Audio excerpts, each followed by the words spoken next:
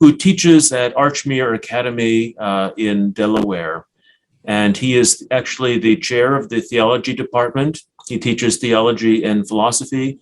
And Archmere Academy is a Catholic college prep secondary school.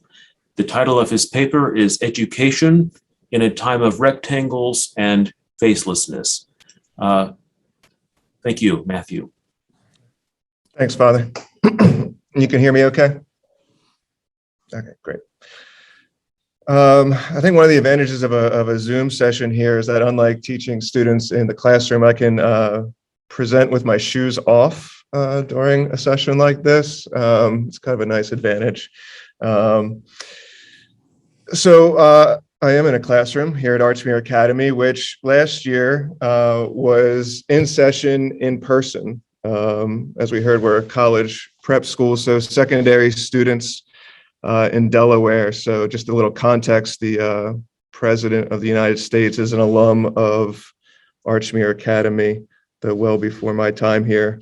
Last year, we were universally masked for the duration of the year. At one point, I think it was after Easter break, we had a week of virtual instruction. This was done for cautionary reasons, presuming families would travel over the break, potentially contracting coronavirus. As I sat on a Zoom session with a 10th grade ethics class, I looked at one of the rectangles on my screen, this giving me a view of some part of one of my students. Looking at her and seeing her face for the first time, albeit on the screen, I couldn't help but think, that's not what you look like. It's almost as if I could have said, that's not you. This year, we are again masked in our buildings, though not outside them. We're fortunate to have a beautiful campus with ample outdoor space, including a colonnade lined with tables and chairs and a grass quad set at the heart of the school. Many students regularly find their way out of the classroom and into the sun and breeze and face-to-face fellowship. Not too long ago, I found myself in this space, sauntering about with little aim, when I came across two girls from my introductory philosophy class. In that classroom, our masks are donned, but at that moment outside, they were doffed. We were face to face to face, and I was surprised and delighted at how much this encounter elicited within me a vital energy. More generally, it's refreshing to witness how it is that I am not the only one on campus experiencing such joy at the sight of another's usually covered visage. In this paper, I want to consider the educational and personal significance of the human face, and more generally, but to a lesser degree, the person's embodiment, all couched within Stein's early treatment of empathy. This consideration is marked by a certain earnestness and urgency given the last year and a half where for so many, faces and personal embodied presence were prohibited even provisionally. I want to move toward the acknowledgement that we need each other's faces for education to achieve its ends. My approach here is both experiential and analytical. Basically, I'm trying to make sense of teaching in a high school for the past almost 2 years, either behind a mask or behind a screen. And so I want to do this alongside Edith Stein in her writing. And by doing so, I think we'll see the perennial relevance of her work and that it speaks so profoundly to the present moment. So in the writing of this paper, I've looked to Stein as an interpretive aid of my own experience and my understanding of that experience. I won't pretend that this is an exhaustive, systematic presentation of Edith Stein's educational thinking as regards the place of empathy, just trying to make sense of what's been going on in the classroom and in my experience. In the course of the paper, I will also turn to some thinking of the recently deceased English philosopher, Sir Roger Scruton, whose meditations on the meaning of the human face I see as complementary to Stein. So just a quick rehearsal of parts of Stein's thinking on empathy, which, as I'm sure everyone knows here, in the dissertation, she defines it as acts in which foreign experience is comprehended. She takes as an example the friend speaking of a recently lost brother, as she attempts to describe just what empathic awareness is, the pain her friend experiences, as she says, given at one with his pained countenance. This is not just us reading a symbol of his pain or identifying his pain as an analog of our own, or us projecting onto him. As it is, I read sadness in another's face.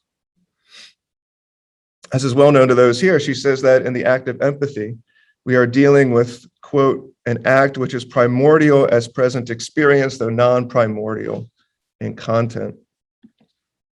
I am the subject of empathy, though what I experience in that act originates in another. Further, as she says, quote, in my non-primordial experience, I feel, as it were, led by a primordial one, not experienced by me, but still there, manifesting itself in my non-primordial experience. This phenomenon of empathy opens up the possibility of a we-ness. The I and you remain distinct personal entities, but as I intuit the other's feeling and empathy, as Stein says, quote, from the I and the you arise the we as a subject of a higher level. And empathy is not just the basis of intersubjective experience. It also opens for us the possibility of knowledge of the outer world as such. The world I experience empathetically and the one I perceive directly are the same world seen differently. In empathy, I am granted access to perceptions of the world independent of my own. Empathy also facilitates the constitution of the self. I perceive myself in empathic awareness of the other's experience of myself. As Stein points out, we are absorbed into our own experiences. We make our emotional states known through our visage. We remain conscious of all this, yet we little observe it, as she says, quote, and as an object of our attention, end quote. We do not attempt to discover what kind of character all this makes known. We do this, though, with the psychic life of our fellows. In empathic reception, then, we can, as she says, comprehend the acts in which my individual is constituted for the other. In other words, I get the image the other has of me, how I stand before the other as seen by the other. Now, of course, these impressions of the other about me could be mistaken, and I can comprehend my own attributes in my own inner perception. Nonetheless, empathy remains an aid, and an important one at that, in comprehending our own self. Again, this inner perception could be inaccurate, but it is empathy that serves as a corrective of possible self-deceptions and provides us with further, as she says, corroboratory or contradictory perceptual acts. As she says, right, it's possible for the other to judge me more accurately than I judge myself and give me clarity about myself. So now just a little bit from Scruton on faces. I think, as I said, this could serve as something of a complement, maybe not consciously, but nonetheless effectively developing some insights already considered about embodiment and the other. So in Roger Scruton's book, simply titled Beauty, he says, quote, human beings are alone among the animals in revealing their individuality in their faces. The mouth that speaks, the eyes that gaze, the skin that blushes, all are signs of freedom, character, and judgment. And all give concrete expression to the uniqueness of the self within. He devotes a chapter of his book, The Face of God, to the human face. And he says that the expressions of the face are bearers of meaning, serving as signs of, quote, self-conscious and interpersonal states of mind. In other words, when we see Bill's face, we see Bill himself. Truly seeing the face entails that we not see just a conglomeration of bone, muscle, and tissue, accidental in their orientation to one another. As Scruton summarizes, quote, seeing a face as a face means going beyond the physical features in some way to a whole that emerges from them, as a melody emerges from a sequence of pitched sounds. It's also an interesting thought to consider that unaided, we cannot see our own face. It is outwardly oriented to the world and the world of others. When we do see our own face, we get a sense of what we are to others, for others, and seen as by others. As he says, as Scruton says, right, as others attend to my face, quote, they address me as you. My face is a boundary, a threshold, the place where I appear. Alternatively, when I read another person's face, I equate myself the way that person sees the world. I come to understand in this other person's face her manner of being in the world, how she sees, understands, and inhabits it. I think Stein would say that empathy is that which enables this understanding. And so Scruton says the face is the target and expression of our interpersonal attitudes, and looks, glances, and smiles become the currency of our affections. It is also the symbol and display of our individuality, where the uniqueness that we are is, quote, translated into the face and there made flesh. As he continues, the eyes that look at me are your eyes and also you. The mouth that speaks and cheeks that blush are you. And just as my face is the threshold at which myself appears, so it is with others. And the face of the other announces the other as a partner in dialogue, which, as Scruton says, is a feature that goes to the heart of what it is to be human. So now thinking about educational ramifications of all of this, I think Stein's work on empathy carries with it implicit educational implications, which is obviously not a controversial statement. Due to education's decisive contribution to the constitution of the human person, enabled and facilitated by empathic awareness. Further, it is at its core anthropological in nature, concerned with the human person and that person in community. Considering Stein's thought on the constitution of the person as occurring in and through empathic acts, education facilitates a person's identity in and by way of relationship with others and external objects. Thus, the communicative arts in the realm of education are of prime importance for the constitution and identity of the person. Since education is a formative enterprise, shaping the persons we are and are becoming, the structure of the human person is central to one's conception of education. And if empathy is necessary for the discovery, realization, and constitution of just such a structure, empathy is debilitation, where obstruction is a pressing problem for education, and as such for personal, that is, interpersonal life. An example from Stein's work that grants us greater particularity can be found in the essay Spirituality of the Christian Woman. Here Stein states that as the emotions are central to woman, quote, emotional formation will have to be centrally placed in woman's formation. This has clear educational implications, and not just for women, for surely man requires emotional formation in order for him to achieve maturity. The emotions a person possesses illustrate her encounter with both the world and herself. When training the emotional life of her students, it is the teacher that can elicit and stir up emotional responses via content and disciplines such as history, religion, and literature. It's not enough, however, and in fact potentially dangerous to just stir up emotional responses. The student being formed must consider the evaluative element necessary to gauge whether or not one's emotional response is good, fitting, and appropriate or not. The goal then is to awaken joy for that which is authentically good and beautiful, and conversely, quote, disgust for that which is base and vulgar.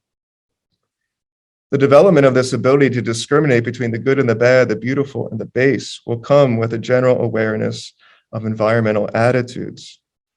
That is, this evaluative disposition towards one's emotional life is often achieved and awakened through the awareness of others' responses, in particular, those of the adults in one's life, and as Stein says, quote, above all, that of the teacher.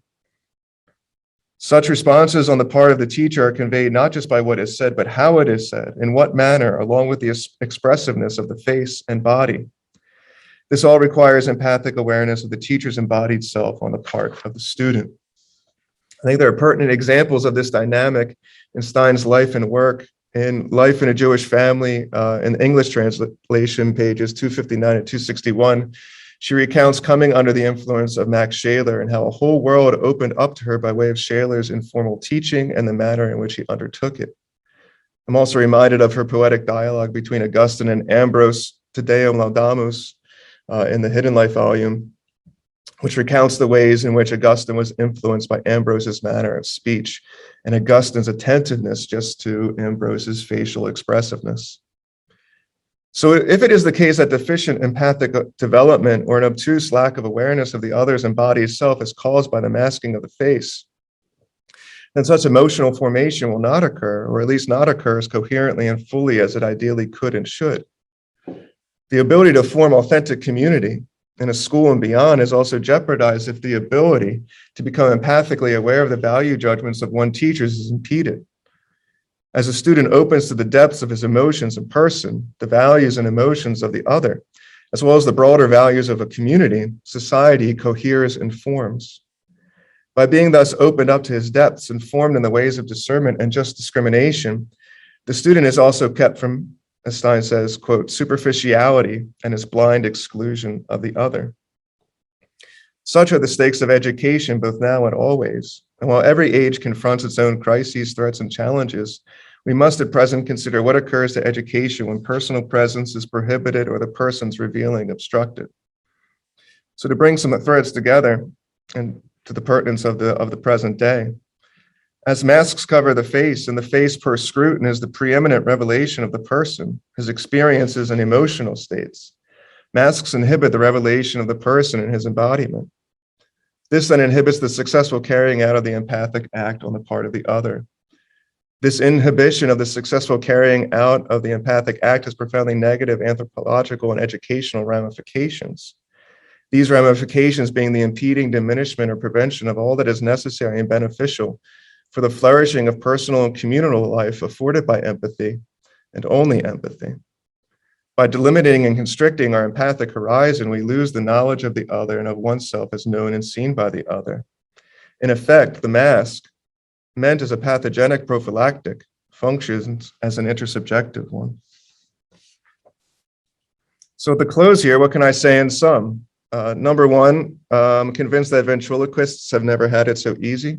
There have been a couple times recently in class when a student was answering a question, and as she spoke, I was looking at the masked face of the kid next door. No idea who was speaking, really.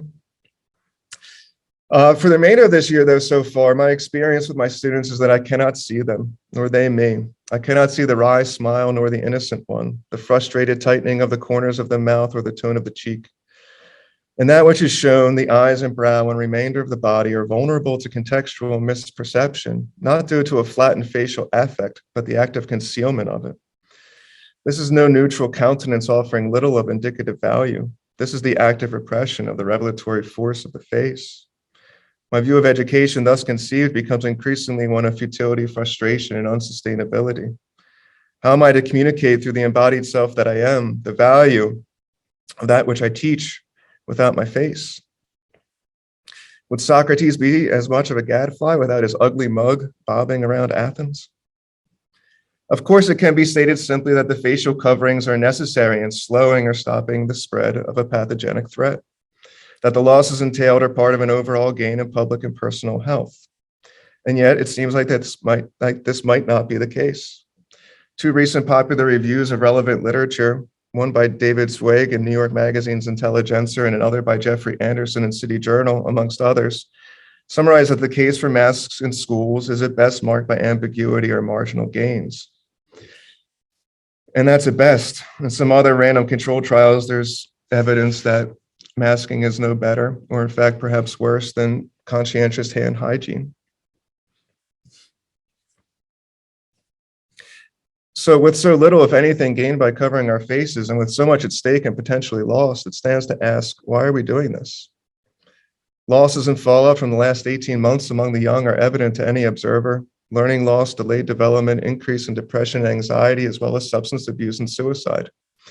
Couldn't some of this be related to the systematic repression of the face and the person it reveals within the four walls of our schools? Such questions require honest, systematic analysis in a variety of disciplines, yet one of these inquiries must surely be along the lines of what I've just sketched out. Let me close with this thought for that, though, no matter what the prudential public health assessment one makes, given the evidence. Given that education is the face-to-face endeavor that it is, we won't fully realize its goals again until we have faces. Thank you.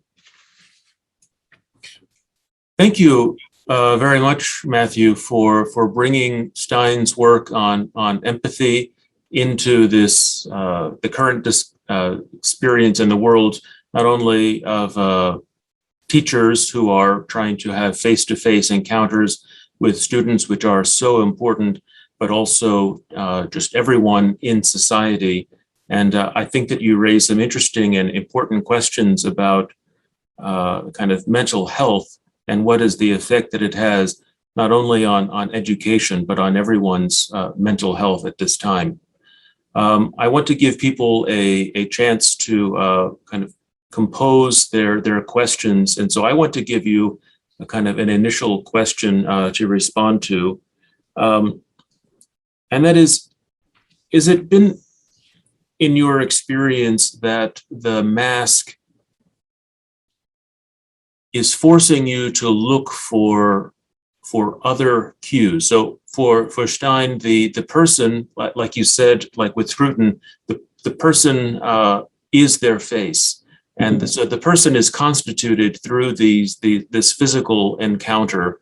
And when part of the face is covered up, I wonder if other parts of the face become more important, and if we start to notice them, like someone who is starting to taste wine for the first time. All wine tastes the same, but after some months or years of tasting, their senses become more refined, and they can notice differentiations. And I wonder if something similar could happen with our ability to see the upper part of someone's face, to notice things there, and that their emotional state could be constituted for us through a smaller window, as it were. That's a very interesting thought. And I definitely think to a degree, like I am more conscious of being attuned to the eyes and the brow, right? But I think just in the past year and a half, the deficiency of the adage that the eyes are the window to the soul has shown itself to me. I think that experience that I mentioned at the beginning, right, when I'm looking at that Zoom rectangle, like I am now for all of us, right, and I'm looking at this girl, and I'm like, that can't be, that's not you, you know. So I think, and Scruton quotes Dante here, I think in the Convivio, who depicts the eyes and the mouth as the balconies of the soul. So I think you're right to a degree, right? Certainly, we're attempting to pick up on cues, and I think that's right. I just think what I've noticed is no matter the efforts, there's still a blockage. There's an inability to overcome the covering. Yeah. Thank you. We have time for some questions from the other people in the room. Just unmute and ask your question. Or let's see, we have a question typed in from Lauren. That Stein talks about how she learned a direct gaze into someone's face can be intrusive or a sign of disrespect. Are there any benefits to students who can be more hidden? Mm-hmm. Is one soul or being always available for another's gaze, especially an instructor who is in a position of power over them? Is that always a good thing? Right. That's a really interesting question. I think I would notice in the classroom a student's desire to remain hidden through her face, and as a respectful instructor, not address that student, right? To not gaze, right? To not press. I think we can reveal that even if it's just the sort of downward look or the look to the side,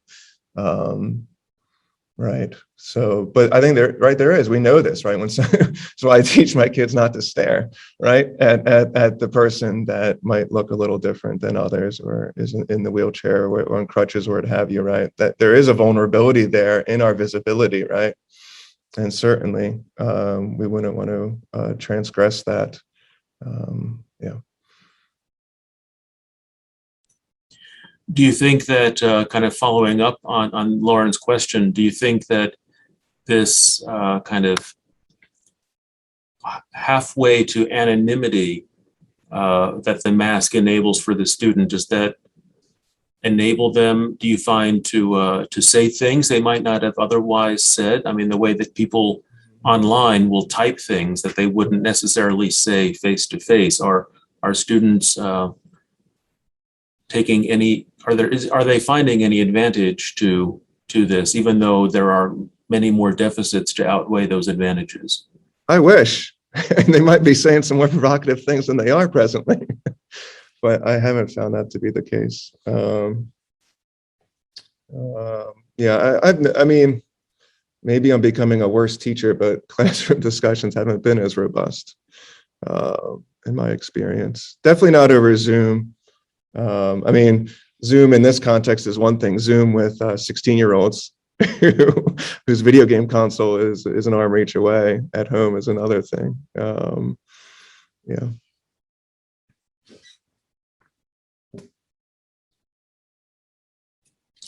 Right. Are there further questions to bring up? I have a question. Thank you very much for your presentation. That was great. I enjoyed that.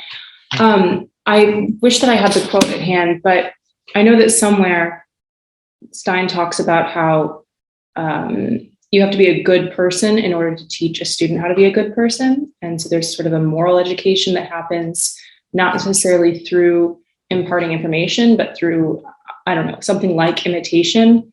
Do you think that specifically masking and different kinds of physical cues are more related to that imitative form of moral education?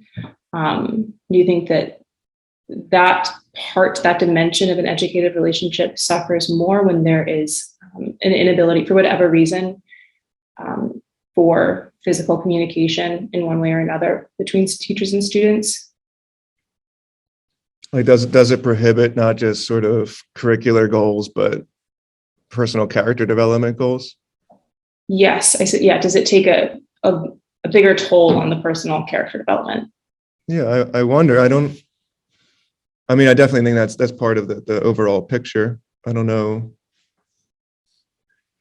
how to sort of quantify or compare in that way, but I think so. I think there's moral dimensions in everything, from that spirituality of a Christian woman, right? She's talking about recognizing things that I think have moral significance, the beautiful and the base, the good and the bad. And in the philosophy course that I mentioned, we've been reading about Socrates and about to read the Credo, and I thought it'd be good to bring in Martin Luther King Jr.'s letter from a Birmingham jail, and we're watching, a video of the background of the writing of that, which is really moving, and how he wrote that thing in jail on scraps of paper and toilet paper and stuff. And I think it's just to her point, like, how can you communicate the fullness of your response to that or recognize it in your students if you can't see part of the face? And I don't think I would have said 2 years ago that this down was so important in communicating value,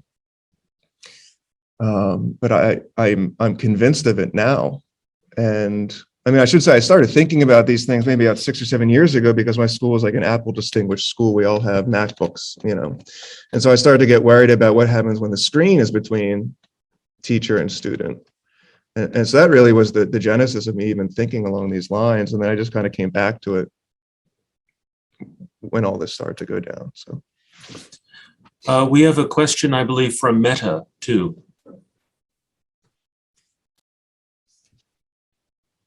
Yeah, that's right. Thanks. It's wonderful to just think about these things, and I really am, as everybody else, quite baffled by this experience and even trying to put some words to it. One thing that I was wondering whether you had any reflections on is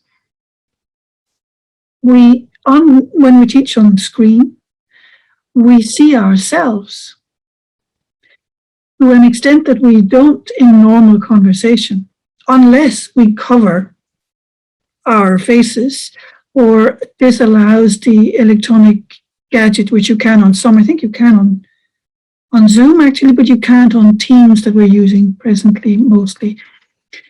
And I must say, I find it extremely strange to look at myself. I didn't know I looked the way I look on the screen, at least. That sort of, I suppose we're not used to empathize with ourselves. How can I put it? As we present on the screen, even actors or actresses, when a film is recorded, would not be put in that situation. They would just act. So I have found that a little bit inhibiting. I think at least I've had to either decide I'm not going to look at myself, full stop. But even that overcoming is a kind of, it's a challenge. It's a new challenge. Mm-hmm. What do you make of that? I had a little section here on teaching over Zoom, but I kind of cut it for time's sake. But I was thinking about, this experience of, I feel like Narcissus without reason for staring at myself, but, and I can't, my lights went off automatic timer. So I can't see myself all that great on the screen, but it's interesting that how we're given to ourselves here is flattened, You're not sort of three-dimensional. You're not, and like Stein talks about, you're giving yourself in the empathic awareness of an other's experience of you. And here you're giving to yourself almost in a really objectified form. And, I noticed when I was reading, I'm looking up at the screen, I'm looking for not just my face, but others looking at me. I just see, names and, so there's not that feedback, which I'm sure we've all experienced, but yeah, the way in which we're given to ourselves on here is, it's a bit, I think, disorienting, right? And I don't even know if anyone's ever looking at me when I'm looking at myself, which I might bring about a certain anxiety or ambiguity to the experience. Yeah, it is perplexing. Matt, could you No, say maybe about Levinas and Scruton on the face, and how has that been part of your research, comparing those two thinkers? I'd have to move to the Levinas. I've just kind of gravitated towards the Scruton. I enjoy reading him because he's writing it not only in my native language, but he's a great writer.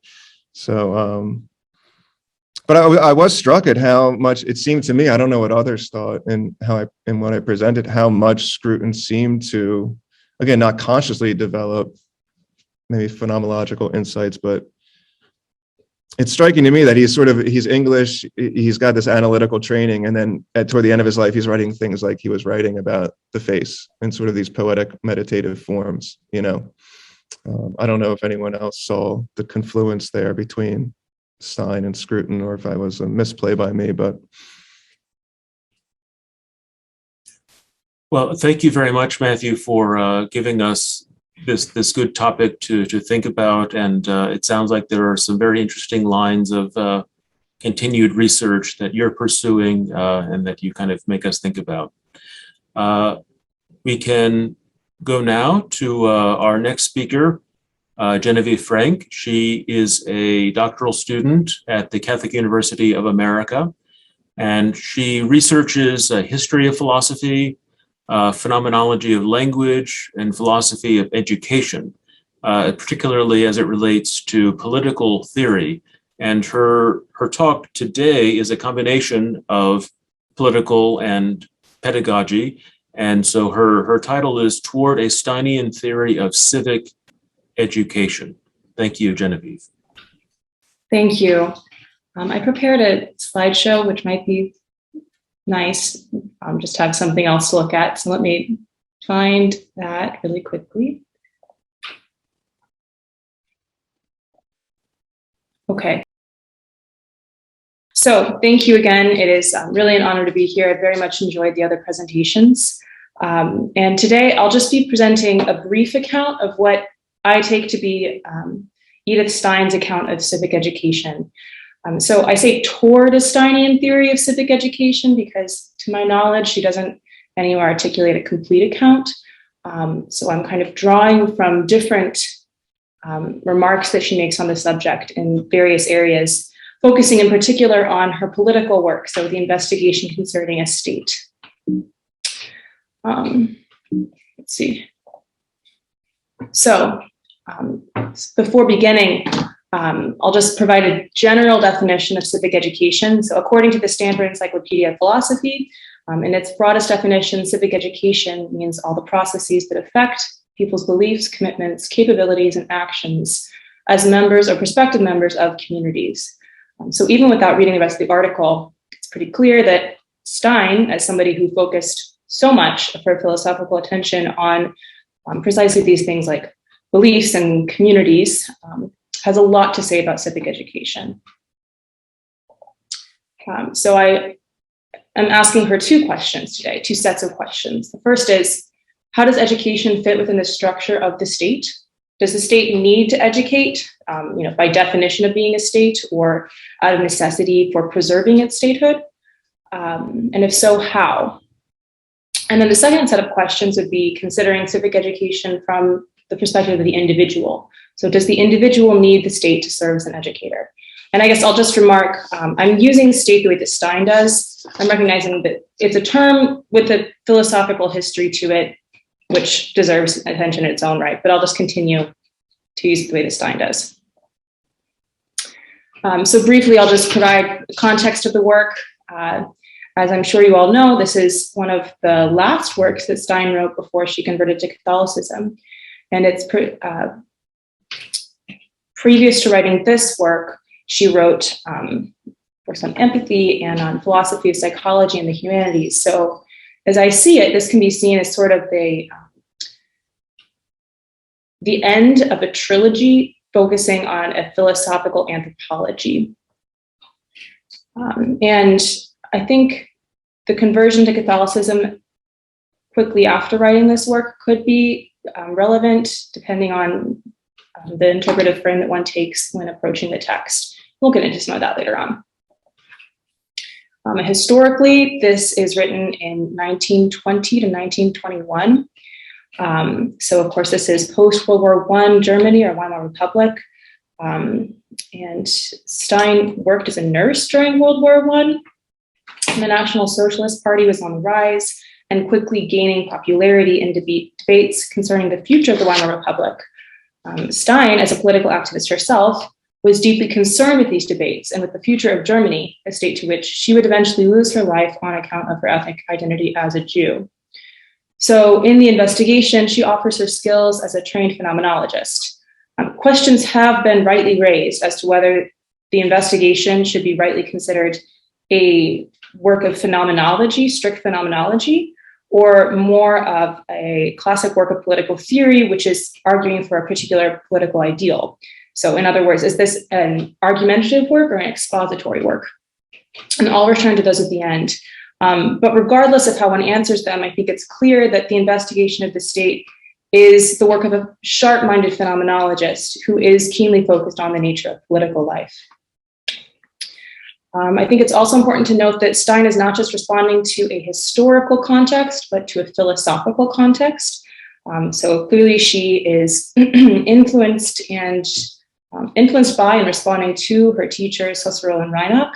Reinach's phenomenology of law, I think, is particularly informative to her work here.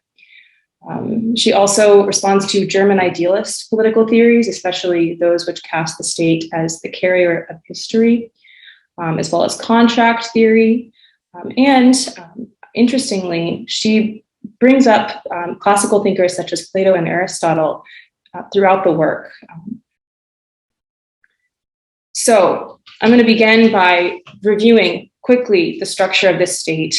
Obviously, I can't get into all the details because it took Stein a whole book to get into the details. So I'll limit myself here. As I see it, Stein, in its most basic form, Stein's definition of the state is as a mode of society. And as she goes on to specify more of these essential features, more of the essential features belonging to the state, I believe that she uses three main foils. So the first foil is the community. For Stein, a community is, quote, grounded specifically in what is mental and marked by the fact that individuals are living in their common mutuality. Each has the others given together as accompanying him in his living. Each feels herself as a member of the community that, for its part, is subject to a life of its own, unquote.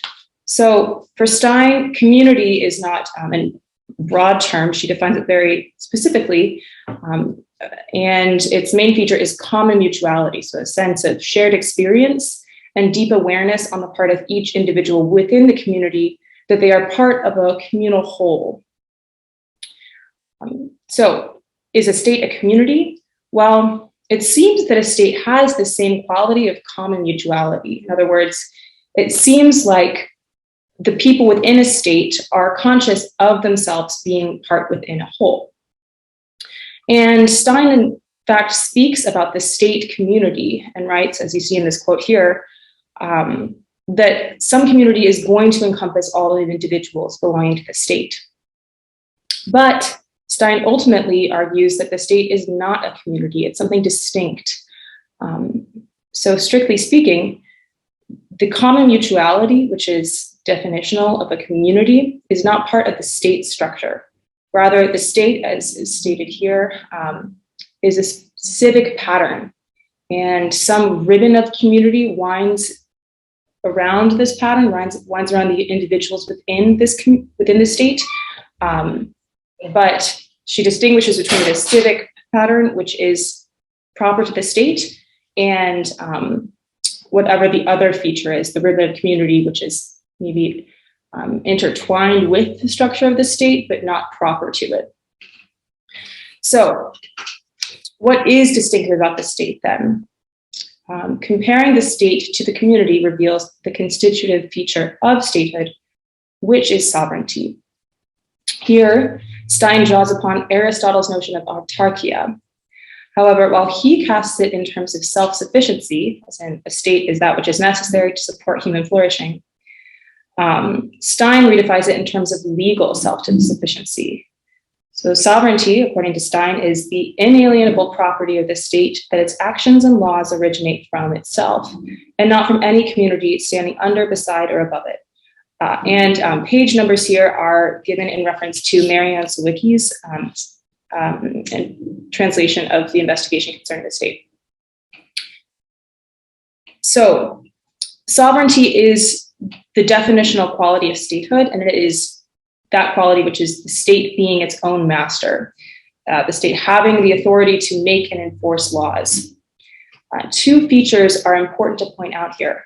First, sovereignty itself is dependent upon the free persons within the state.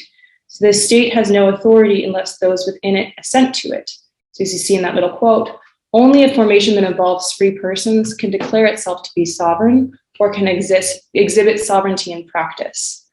The constitutive threshold for sovereignty is that the freedom of individuals is not destroyed by the will of this formation or of the body representing it, but instead remains a condition of putting that will into effect.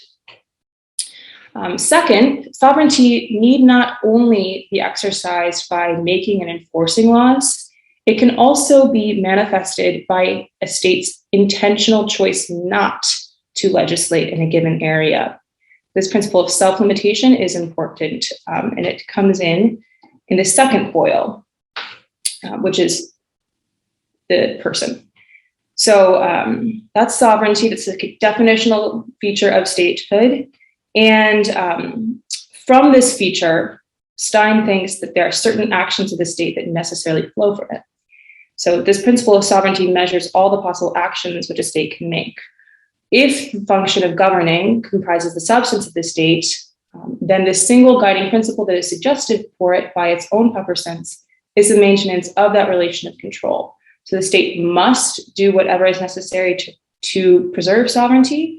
It is permitted to do that which does not stand in the way of that purpose, and it may not regulate or order anything that could hinder it, hinder sovereignty. This property of sovereignty also introduces us to the second foil, which is the person. So Stein she draws an analogy between the state and the person. They are alike in that both the state and the person maintain an essential freedom to act independently. However, the state is not a person. It is carried by persons who serve in its official roles, government officials and civic servants, and it depends upon people assenting to its authority. But clearly, the state is not a human person. It's a civic pattern defined by sovereignty. So this distinction between personhood and statehood is amplified when we consider individual personalities. So an individual person, as in a human, holds or generates their own distinctive personality. So you might think that the personality of an individual is rather similar, analogous to a certain cultural distinctiveness in a state. So the Frenchness of France is like the personality of a person. But the state, strictly speaking, does not produce this cultural distinctiveness itself on Stein's account. It is whatever that cultural distinctiveness is, it is not a part of the state's ontic fabric or generated by its essential structure, the way that personality is an essential part of the structure of the person. Rather, this personality-like feature of the state fills the spaces within the ontic fabric of the state. So Stein devotes a lot of the investigation to fleshing out this difficult distinction. I think it's a pretty fine point that she's making, but unfortunately I'll have to leave it there and I can't get into the details right now. But to get a better sense of this distinction, we'll actually turn to the third foil, which is the association. So according to Stein, an association, this is one of the three main modes of society that she outlines. An association is a mode of society wherein people are objects and not subjects to each other. So they consider each other as objects for the sake of accomplishing a particular goal. So an association is a rationalized, intentional agreement to work together for a common end. This sounds a lot like a state. After all, we just defined the state according to sovereignty. And we define that sovereignty as a civic pattern based on authority. So this begins to sound rather like a rationalized, intentional structure of being together. But Stein argues the state is not an association. Here, this is closely related to Stein's critique of contract theory. So Stein critiques contract theory on at least three accounts. First, she thinks that it takes for granted that the state is nothing other than the product of a rational emergence. This is a quote, a rational emergence, a creation by virtue of an act of will, unquote. But, Stein says, this theory neglects the obvious phenomena of state formation and of the life of the state that don't fit in with this scheme. So contract theory isn't able to account for all states. For example, states that are established after conquest don't really seem to fit into this idea of the state as being an agreement between people freely entered into.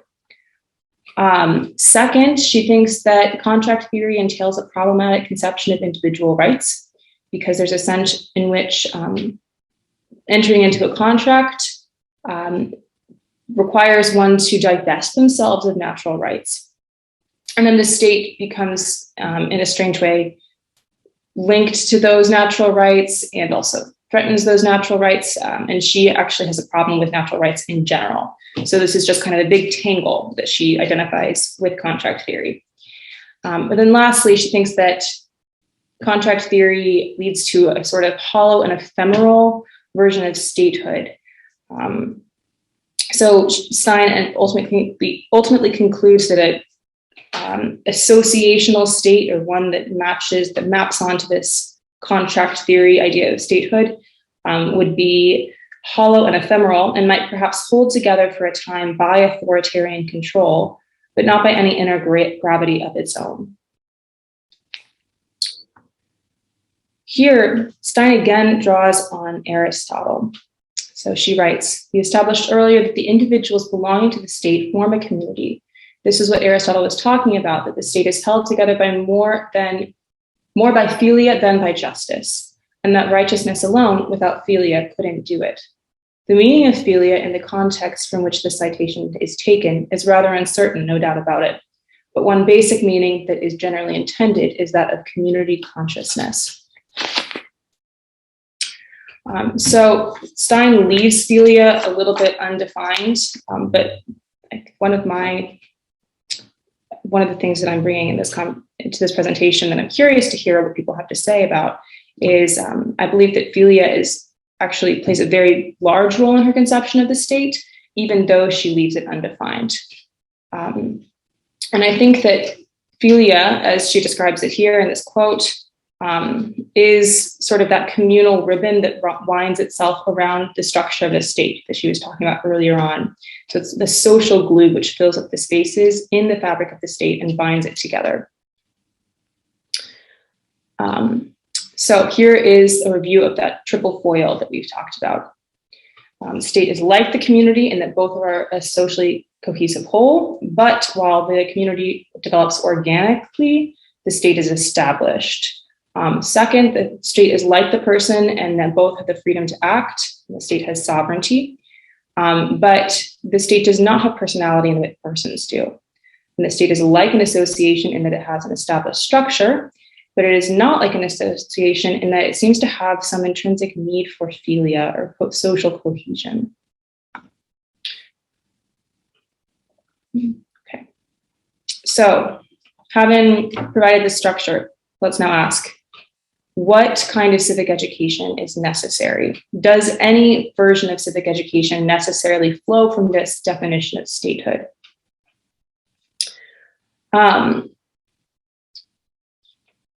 I see two places in which education could be considered necessary to preserve the state, given its essential structure. If the two primary features of the structure of the state are sovereignty and philia, then we can ask, does the state need to educate to preserve either of these features? So either sovereignty or philia. So first, is civic education necessary to preserve sovereignty? As you can tell in the heading of this slide, no. On Stein's account, civic education is not necessary to preserve sovereignty. So she recognizes that some form of civic education may benefit the state. If the people within a state are cognizant of its structure and understand themselves as pieces within the whole of the state, then they will more actively assent to its authority and strengthen its sovereignty. So civil servants or carriers of the state, that's the term that she uses, carriers, need not recognize the state as the ultimate authority, but they must live as members of the state by treating it as the steady landmark by which they reckon and calculate their behavior. And Stein thinks that many more people than just civic servants could satisfy these same requirements. So they could treat the state as a landmark for their actions. And the more people as do so, the more stoutly and securely anchored the state's existence will be, she writes. But strictly speaking, only the carriers need to have an awareness of the state. Only the civil servants within the state, those serving in official functions, need to view themselves as individual parts within the state whole. So if that's the case, if all the individuals within a state need not really be even aware of the state as a whole within which they are a part, then there's no need for the state to provide any sort of education in civics or in any other form in order for that key notion of sovereignty to be in place. It can still maintain its authority without educating those within it, and that it is an authority. But Stein does say that there's nothing within the definition of sovereignty which prohibits the state from educating in various ways. So to return to the three different areas of legislation that flow from sovereignty, the state must protect sovereignty, must not inhibit it or threaten it, and may do anything in between. I think Stein would say that a lot of different sort of educational initiatives would fall into that middle category. So states could found schools or museums. There's nothing in that that's prohibited by the nature of the state.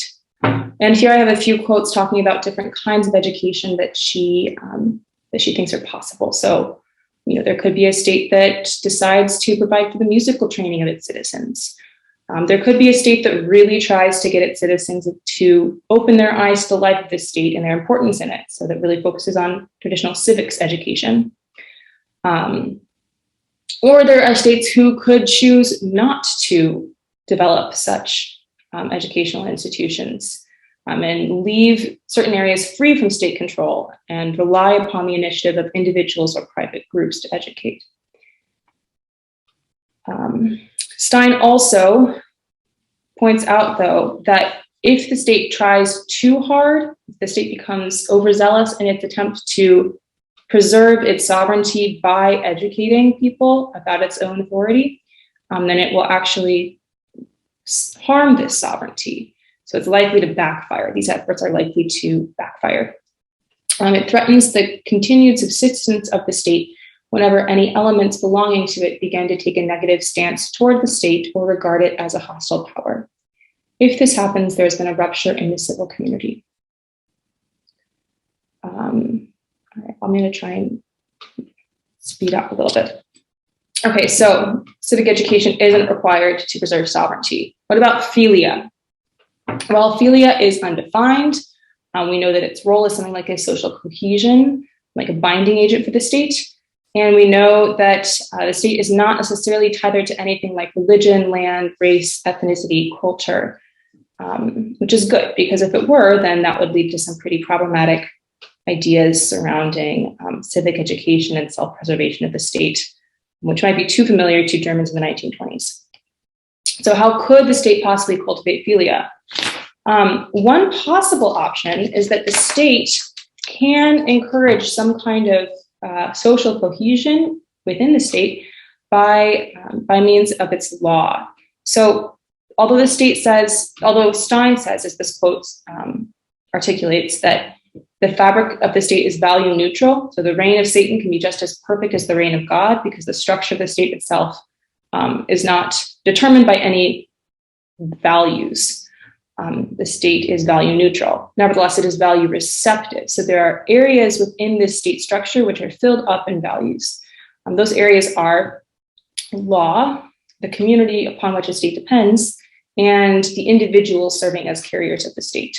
So each of these are essential components of the state, and they actually can carry values within them, even though the state itself is value neutral. So if the state can legislate and the content of law is often given by values, then can the state affect the person's acquiring values through legislating? I apologize for the presentation. So this quote, I would say, suggests that to a limited extent, the state can nudge people in the direction toward acquiring a certain value, because through law affects practical behavior, and changes in values and morality can often occur on the basis of altered practical behavior. So perhaps the state can bring about changes in values, but ultimately, Stein says in this quote, the state actually has a very limited ability to truly affect the person.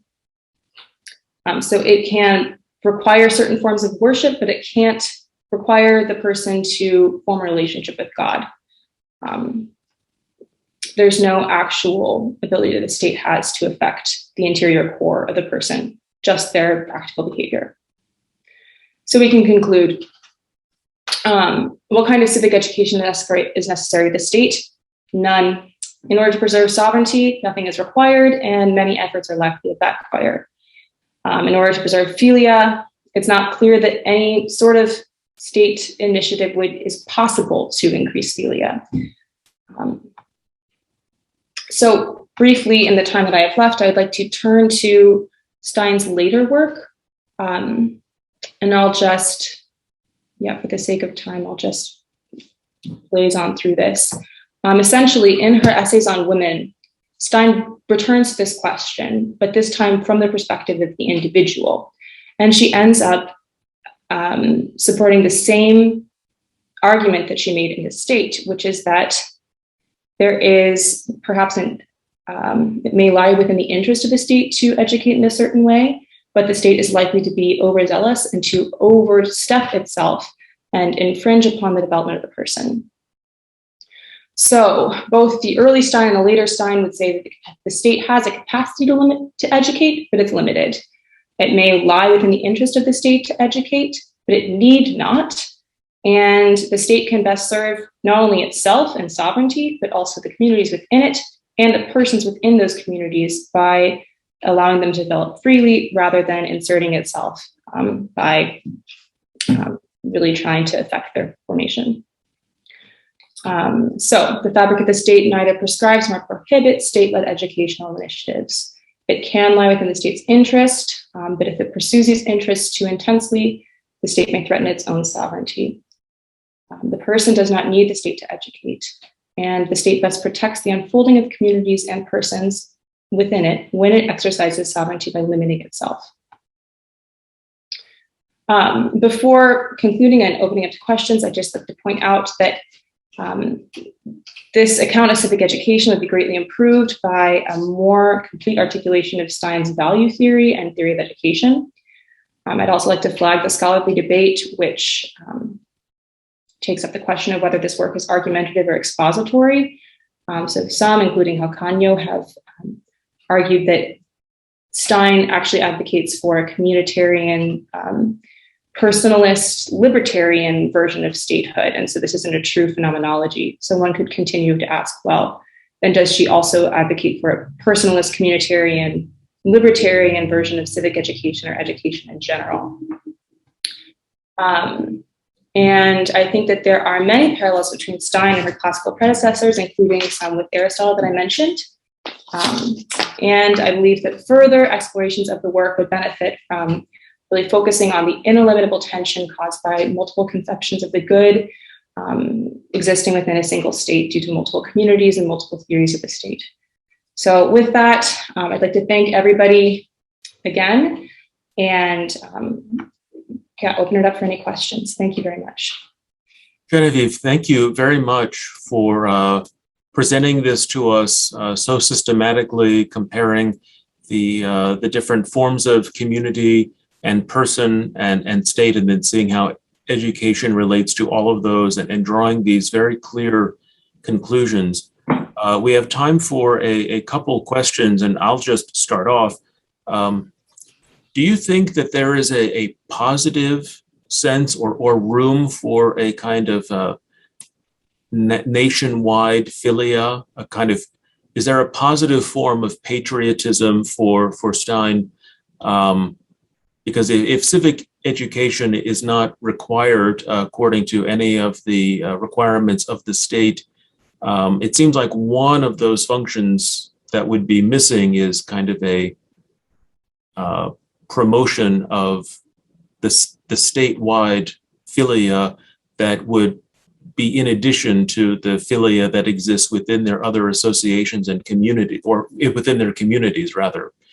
So is there room for that, or does the state not even need to promote that in any way? I think that is an excellent question. As I mentioned, Stein kind of throws in that word philia and then doesn't return to it with a lot of detail in the work, as far as I can tell. I think that what she's really hesitant to say is that I guess she's hesitant to give any argument saying that the state must encourage philia, because I think this is partially due to the fact that she's aware that some people will associate philia with a more nationalist or ethnically grounded version of cohesion. So it's difficult to separate philia from kind of nationalist versions of patriotism. And if it's not those, then the question is, well, what is it? And to be honest, that is still an open question for me. I don't know exactly what she has in mind. It seems that she is aware that there is a need for some kind of patriotism or philia, some binding agent, and that there's potential for the state to proactively work to encourage that. But it seems to me that she probably would caution against any state, I guess, working too hard to cultivate philia, and would instead say, you know what, communities generate this sense of, I don't know, shared good, not states. That's not your job. And when you do try and make that your job, you're going to mess things up, probably. Thank you. And Meta has a question. Yes. Thank you. Yes, thank you, Genevieve. It really was a fine presentation. I put the question I had in the chat, but it has sort of disappeared. Oh, I may have sent it. Not anyway. I'm going to say it as it occurs. It seems to me that the promulgation of laws, which is completely essential to the state sovereignty, is a kind of civic education. At least I think what you need to do, and you very rightly pointed to the fact that maybe a sharpening of the understanding of what education means is necessary precisely to distinguish it from the promulgation of laws. So I think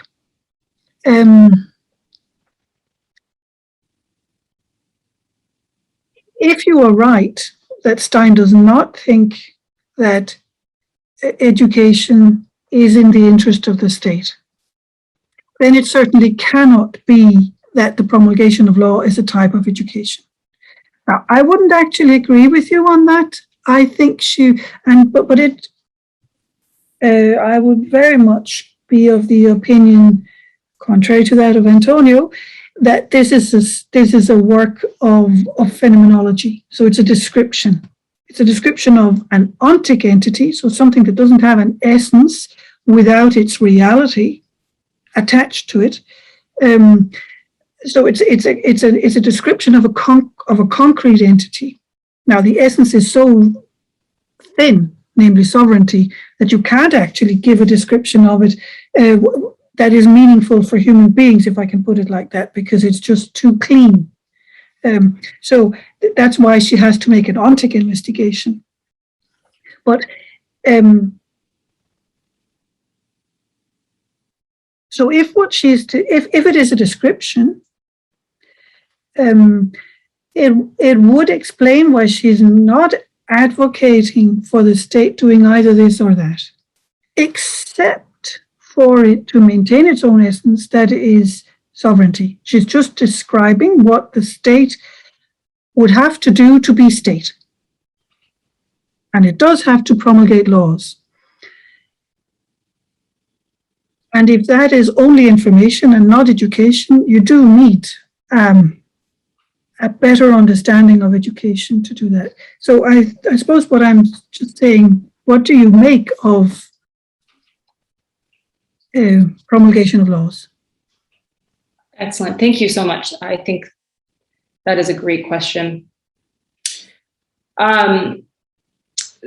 So I think I tend to agree with you that the promulgation of laws is, at least in some sense, educative to some extent. It's not the same kind of educative relationship. So law does not hold the same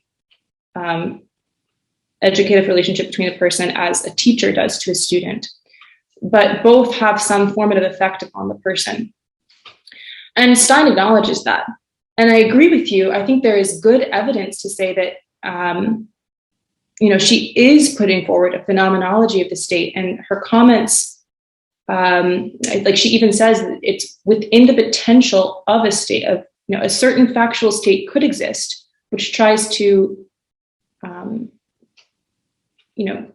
have some kind of moral education through law, which uses law to educate, specifically trying to shape people's morality.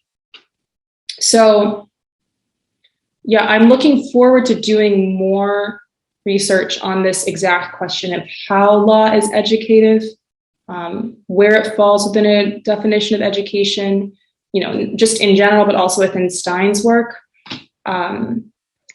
But I think you make a very excellent point there. I also think that one historical piece of evidence in favor of reading this as a phenomenological work is that that would be, I think I could understand that as a real contribution to kind of the political rhetoric around her and her climate. You don't want to make another argument.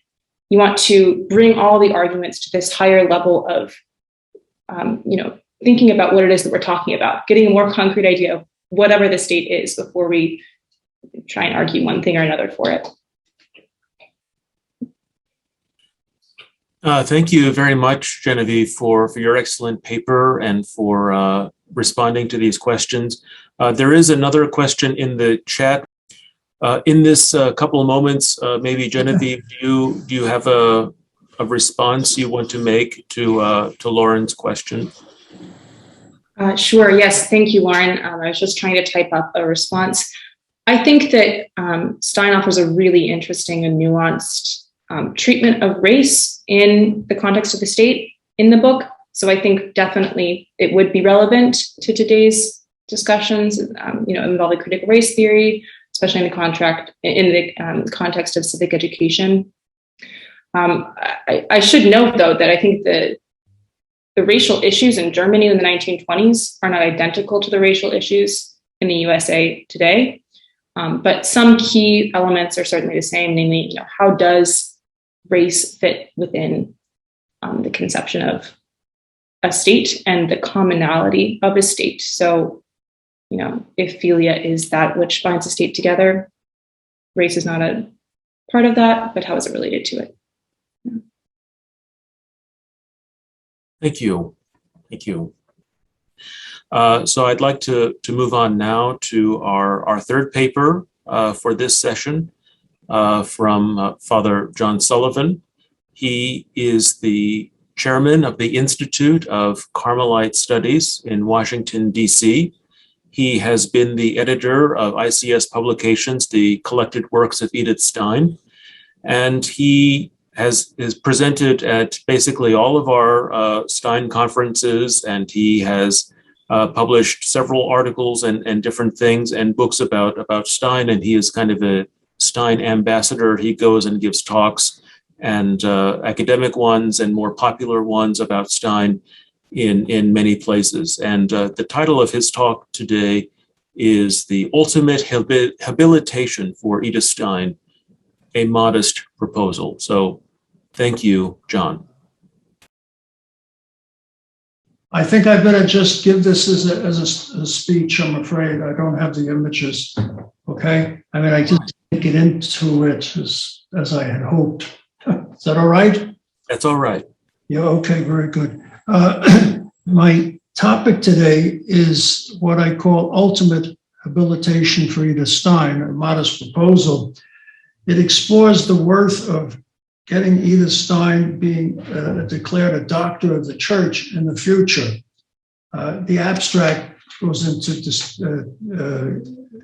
this further, but let me just talk about the paper itself, which has 7 portions. The first one is prologue for a pedagogue, then what the aim of this proposal would be, then what it takes in general to select a doctor of the church, the first prerequisite being the key in the 3 that are required. Then where I think Edith Stein shows the thing called eminent doctrine, which is this prerequisite. Then congruity of an appeal for recognition prompted by Stein's actions themselves. This is, we're going to draw on her life experience to see that this is not something that would be terribly foreign to her, actually something she would welcome or share around, and then strategy for some useful steps ahead. First of all, I'd like to just talk about something that I've done over time, over the years of sharing knowledge about Edith Stein to diverse audiences. I have preferred to refer to her as a true pedagogue via a personal acceptance of the term, whether it be idiosyncratic or not. Pedagogue for me is a person atop a pyramid of purveyors of educational knowledge structured in the following way. First of all, we have what I call instructors. They're the people who identify basic elements and functions of elements so we can understand how things are and how they go. Their importance lies in their ability to share know-how for usage.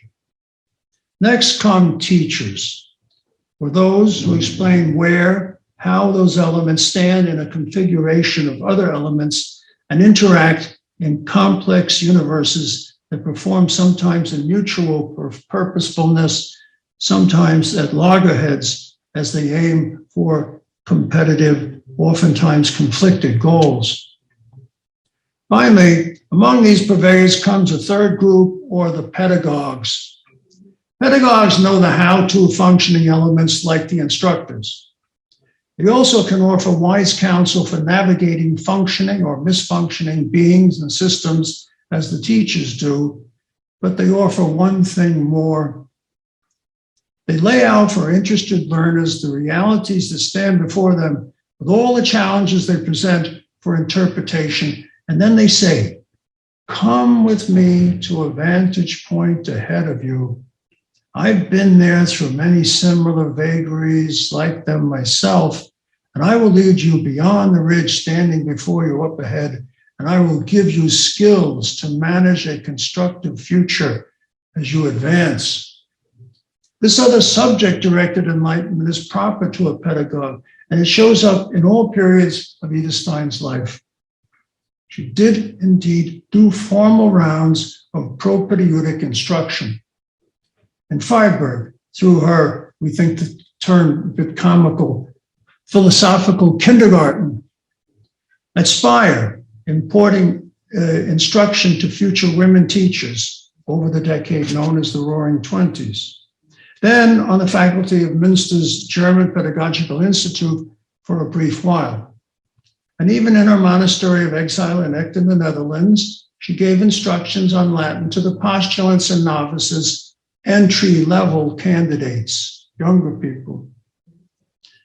As such a pedagogue, she made it possible for others to find doors open to deriving good lessons for development of their talents and useful direction of skills as they sought to offer satisfying contributions to the varied milieu they lived in.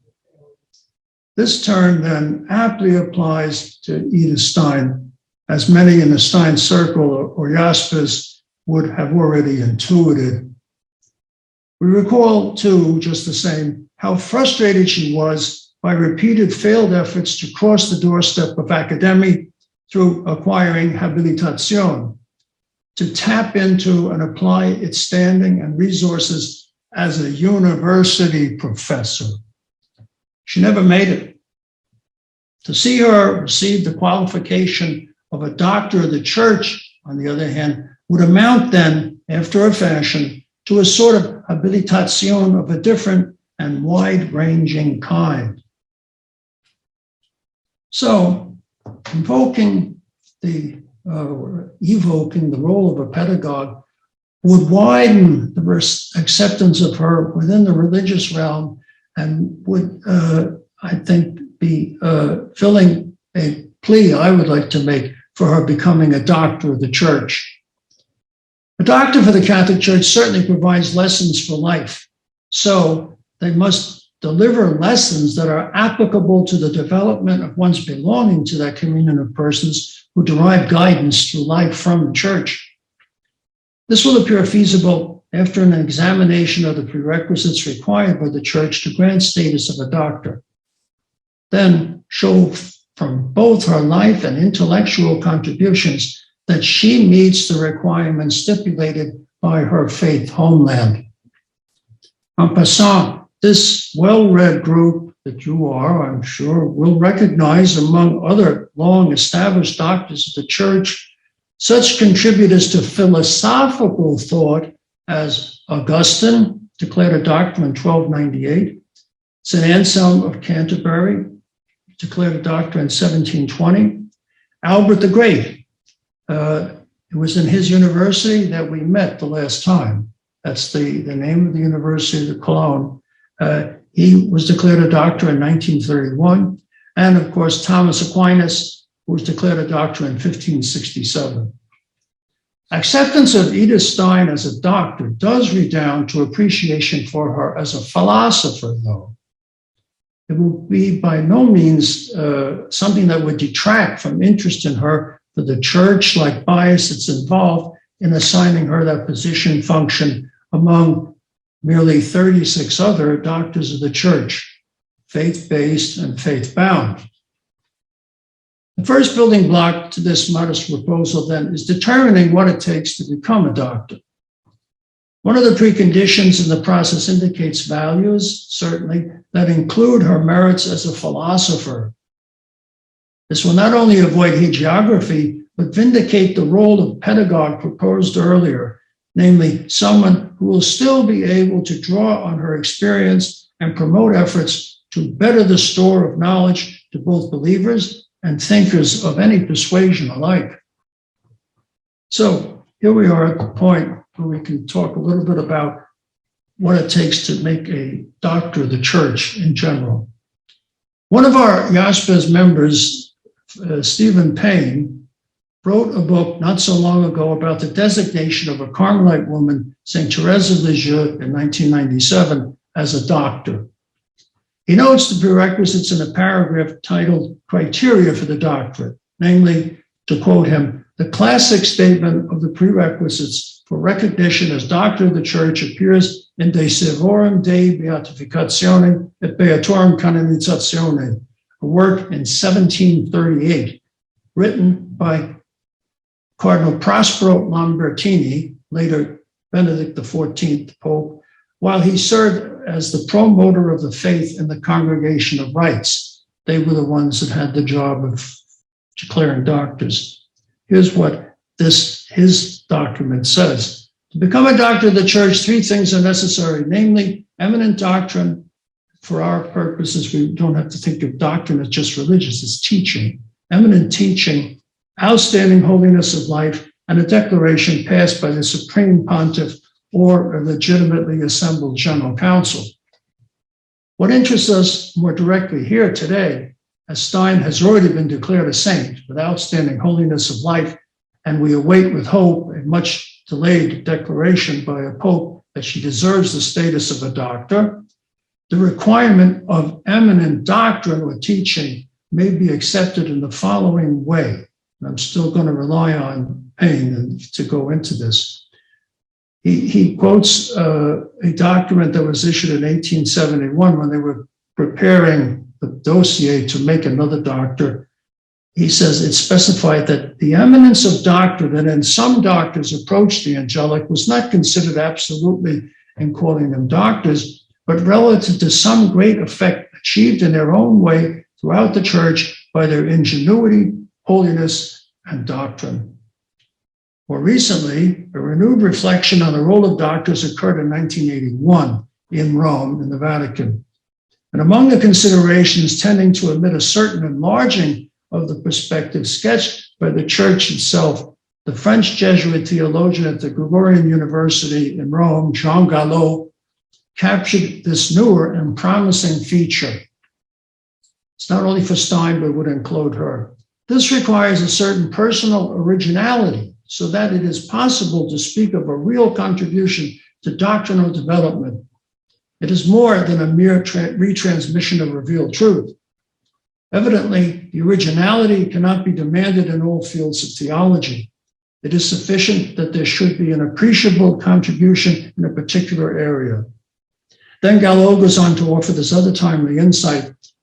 It is possible that certain signs of the times may indicate the conferral of the title of doctor when the doctrine of a saint is such as to meet important intellectual needs of an age.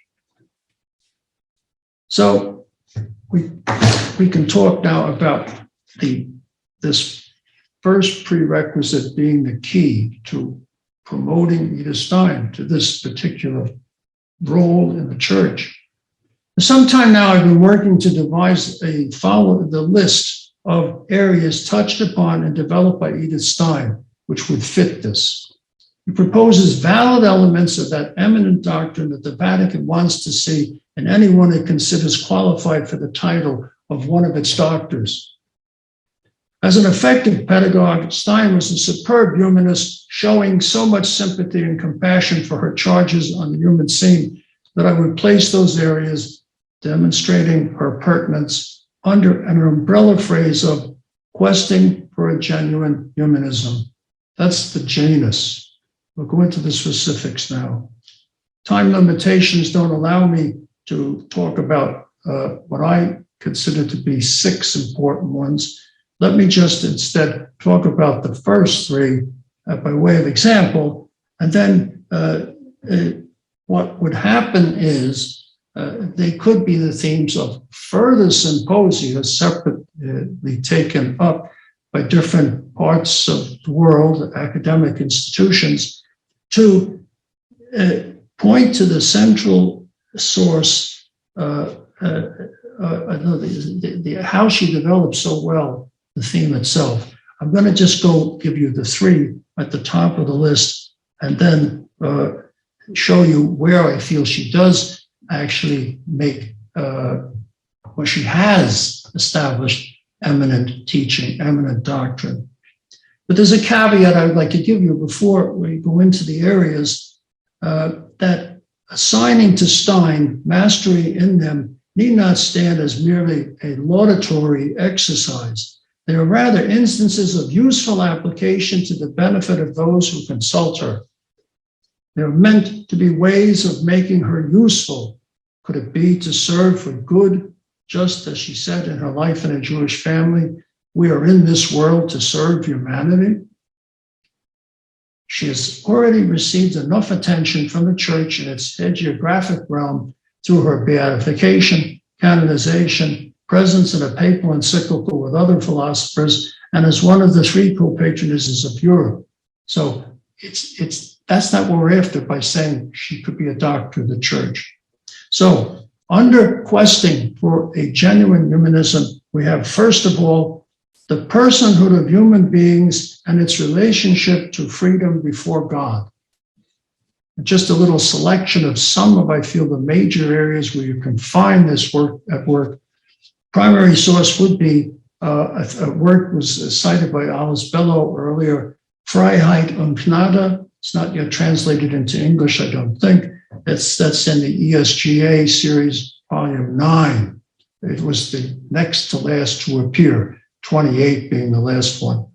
Elsewhere, you can find elements that will talk about freedom before God in the Science of the Cross, in the collected works of Edith Stein, volume 6. The second major area where she gives eminent teaching is the role of women in family life, professional work, and society. Primary source for that would be Essays on Woman. That's collected works of Edith Stein, volume 2. There are other essays which unfortunately were kept out of that particular volume of ICS by dear Dr. Lucy Gelber. She held them back. So that book itself seems a little bit thinner. It'll get bigger if you take a look at other essays that are available in ESGA, the German edition, volume 13. Elsewhere too, I think to back up a little bit the way she functioned in promoting women would be the course outlines in the Spire School that do appear in ESGA 28. Just how did she work to create these women who would take a role in family life, professional work, and society? The third one, which I'll just give you the sources for, would be the cross as operative symbol of divine reconciliation with humankind. Primary source for that, of course, is the Science of the Cross, which is the collected works of volume 6. But elsewhere, there's a small little study which does have these touches of, I think, a phenomenological approach to things. It's the mystery of Christmas. Okay. The other three, which I won't elucidate more, is faith and reason, search for the truth, and then trust and renewal as typically operative virtues. Now, I'd like to just say a word about congruity of an appeal for recognition of her as a doctor, which is prompted by her own life itself. Lest some genuine cultivators of deeper knowledge of Stein should think an attempt to tip the scales in favor of her reaching the rank of doctor would prove a disservice to her. There are folks out there that want to protect her from what they would say maybe too much attention, say, oh, it's sort of ecclesiastical flavor, if you want to put it that way. You ought to recall that she did not hesitate to deliver interpellations of authority to promote her own personal advancement in her life. These are sort of, maybe you could take this from a lighthearted point of view, in a way. She knew how to speak up, as it were. Here are three significant cases. First, the letter to the Minister for Science, Arts, and Public Education. It's well documented how she wrote to the Prussian Minister for Science, Arts, and Public Education to protest the exclusion of women from university professorships. She did this in connection with her failed attempt at Habilitation at Göttingen University. She showed justified umbrage and found the courage to register a plea on behalf of other qualified women. For this, she was assigned a pre-list slot before those who did eventually receive Habilitation in a historical study of this question of Habilitation for women in Germany. This to show that her linkage was there to the startup of abandonment of an old-fashioned practice of keeping women out. So if you look at the book, they'll say number one, that was Professor so-and-so, but then they put Stein in before one. She's the preface to it because of her intervention. She would be gratified to know that moves to have her included in the church's corps of doctors would extend the number of women pedagogues relied upon by faith searches after the truth. Second case where she shows she was a self-promoter in a way. It was when she resigned her assistantship to Husserl. We know that Husserl led Stein down on her first attempt at Habilitation, formulating a limp recommendation about her ability and output.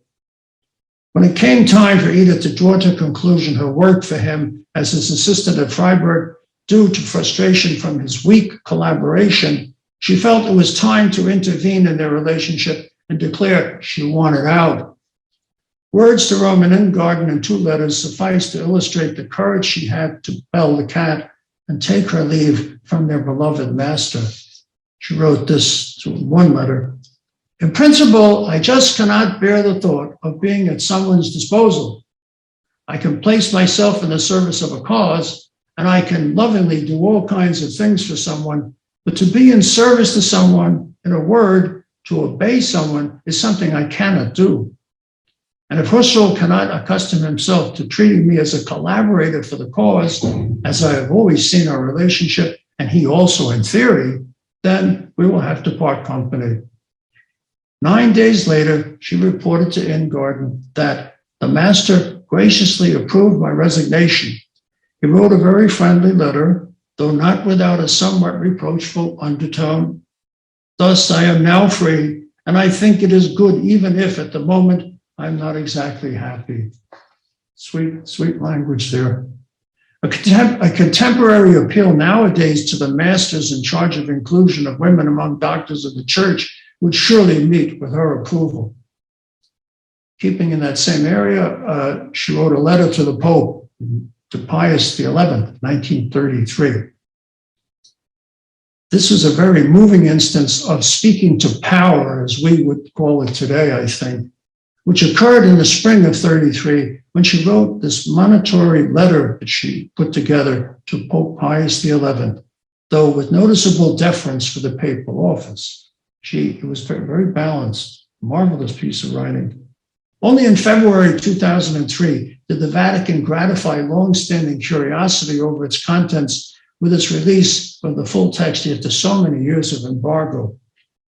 She wrote with trust in the benevolence of the Pope, but she had also, and this is important, the know-how to make sure that her "would you please" argument could surely reach him too, relying on its safe delivery by her own spiritual director, Archabbot Raphael Walzer, who had, she understood, access to the successor of St. Peter in the personal contact of a private audience in Rome near the end of April 1933.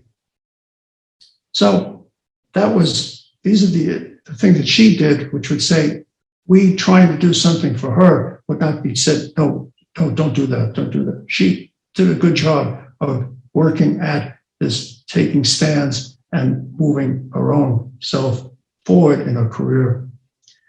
This leads me to the final part of my paper, a strategy for some useful steps ahead.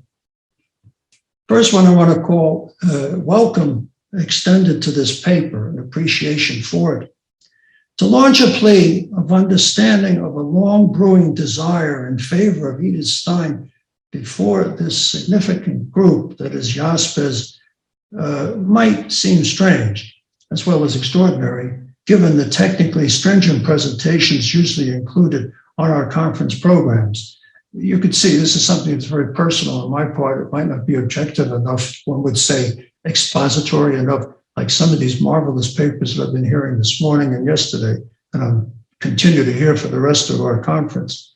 Nonetheless, the willingness of Jaspers to allow delivery of the paper can surely be regarded as a significant step in the ongoing history of this Stein Circle. The people in charge of making saints, they were featured in the introduction to my last paper back in 2019, when I spoke about the Vatican assessment of the philosophical thought of Edith Stein. And the people who also make doctors, they're on the lookout for indicators that Edith Stein grows in influence on faith reflection, but also for any valid influence upon other practitioners of the Geisteswissenschaften that she spoke about in the Husserl Jahrbuch back about 100 years ago. You have my heartfelt thanks for this opportunity. What more can I add? Well, just wait a second. I'll try 2 more points if you don't mind. Continue delving into conferences, articles, books, building bridges between faith and reason. I'd just like you to ask your indulgence to let me take the opportunity to voice possible avenues which are altogether obvious to you already, but again, which can really have an influence on the curialisti in Rome interested in efficacious listings of new doctors of their church. Hence, continue delving and expounding on Stein's heritage is called for. This would be assured by conferences, publications, especially those styled to bridge gaps between faith and reason. In the same week he canonized her, Pope John Paul II issued an encyclical letter with that title, Faith and Reason. You all have heard of it, I'm sure, in which he explicitly included Edith Stein among thinkers, the rest of them all men who had contributed to this ongoing reflection during the 20th century. That's no small step. Finally, I call this that the authorities may lay aside their reticence. Objections in conclusion, their reticence or objections. And so just to conclude, I'd like to give you a cautionary tale derived from a more recent state of affairs, one designed to stress how important it really is to speed up the process of convincing Vatican executives the time is right for Edith Stein. They ought to move quickly, or she might undergo the metamorphosis that can afflict other doctors. Once Alphonsus de Liguori was considered a great doctor of moral theology. He was active in the 18th century and was declared a doctor 150 years ago this year in 1871, 84 years after his death. Today, he might be better known for his devotion to the Mother of the Redeemer through his 5-part volume, The Glories of Mary, with moral theologians and or ethicists relying on him less frequently. One should stress the argument that we want to avoid seeing Stein acknowledged as a doctor only when it is too late to appreciate her renewing influence on thought patterns in such areas as philosophy, phenomenology, empathy in human relations, women's contributions to society, balanced Christian humanism. True, these issues interest us keenly today.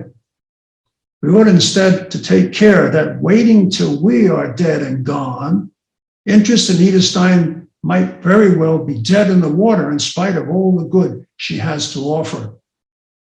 Did she not herself point out that the medieval concerns of scholastic Thomist philosophy could benefit from dialogue with currents of a lively modern stream of thought, such as phenomenology? That is what she said in her prologue to Finite and Eternal Being.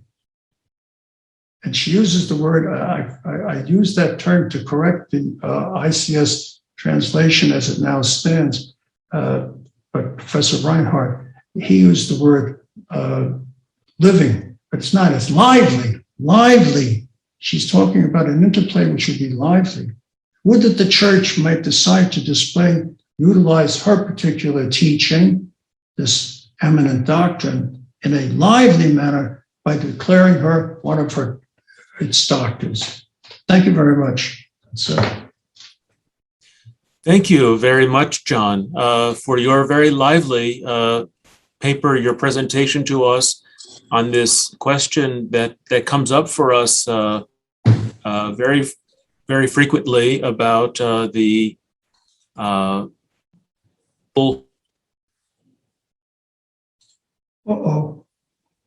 I'm trying to get back to you. Sorry, my Zoom crashed for a moment. Okay. I'm going to just stay the way I am, I think. Okay. And then fine. Yes. I wonder, there is this reciprocal relationship. On the one hand, naming Stein a doctor would promote her thought more broadly. And on the other hand, you have to be broadly recognized before you are made a doctor of the church. And so I wonder, what do you think is the most likely area that Stein has already made a contribution that people outside of Stein studies recognize, or what is the most likely contribution that can be promoted that would help her gain this recognition? Probably number 2.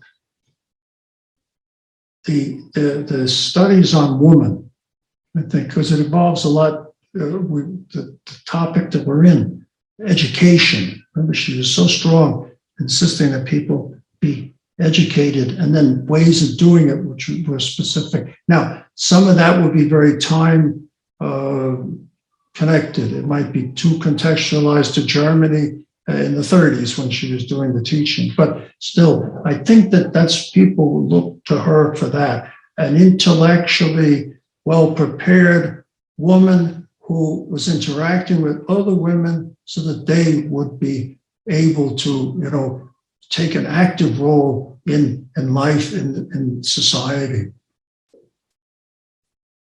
That's for me would be, I think, one that she's pretty, she gets attention off of that.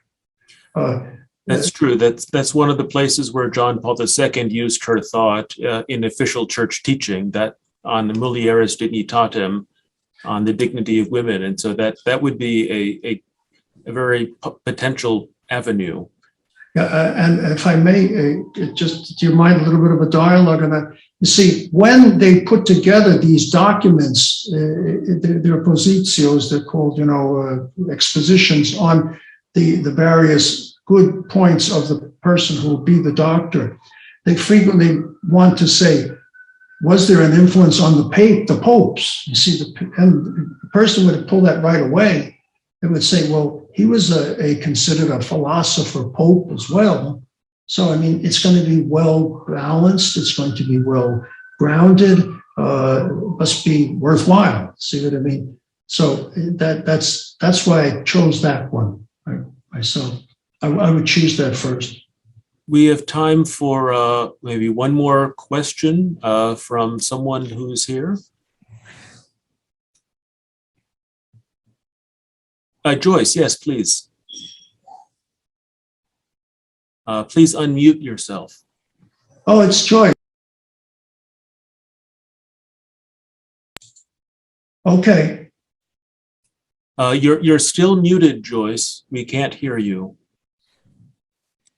Okay, I think you can hear me now. We can hear you. Yes, Good. very good. Very Good, thank you. I agree with you, John, about her, writing on women as being very crucial, but I wonder, what strikes me about her intellect is that she's engaging constantly with issues past and present.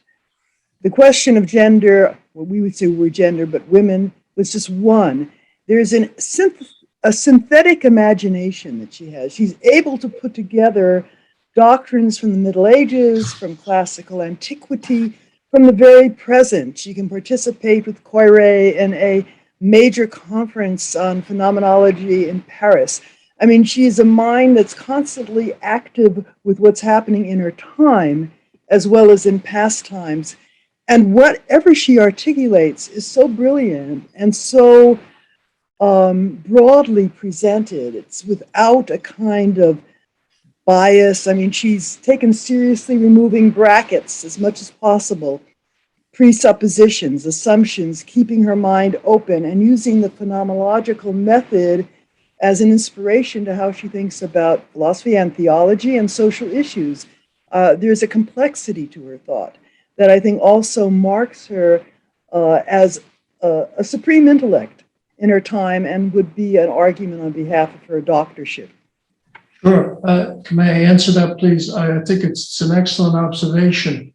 It might fall a little bit more under a personality profile that would be part of this thing too, which you show her the ease with which she was able to confront both sides of the picture. You see, this will sound like really over the moon, but in her own way, the way she was trying to, work with the modern and the nova et vetera is the thing that comes from the New Testament, new and old. It was her style, which was a willingness to be so open. That's not exactly a teaching. It's praxis. It's not, it's not orthodoxia exactly. See what I mean? But that's something that we very, very much to be underscored. And it was stated again in the paper that I have, that immense book that we got from Harm Clothing. Those of us below. The fellow who was doing the assessment of her praised her for that very point. She was working on, to bring a sort of not, I wouldn't say synthesis necessarily, but keep them into dialogue, into a future, better future. That's for sure. That's what she was. So it's a wonderful point that would be certainly in the dossier, maybe not as an area. See what I mean? Yes. Okay. Mm-hmm. Much to be lauded and to be included in anybody writing this up. Okay. Thank you for that. That was great. Yeah. Yes, thank you, Joyce, indeed, for your comment and kind of moving that discussion. Can I just say, I forgot to say this at the beginning because we had the foul up with the slides.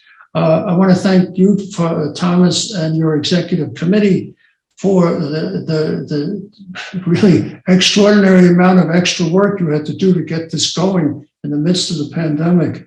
I would also want to thank Eduardo with his colleagues in academia for all the preparation. And then I don't want to forget Jimena. She's the tech person who helped sort of guide me along, grab me by the hand and bring me to this point. We didn't make it with the slides, but at least I'm so happy to have been able to participate in the fashion I did. And so you please send that on to them for me. Thank you.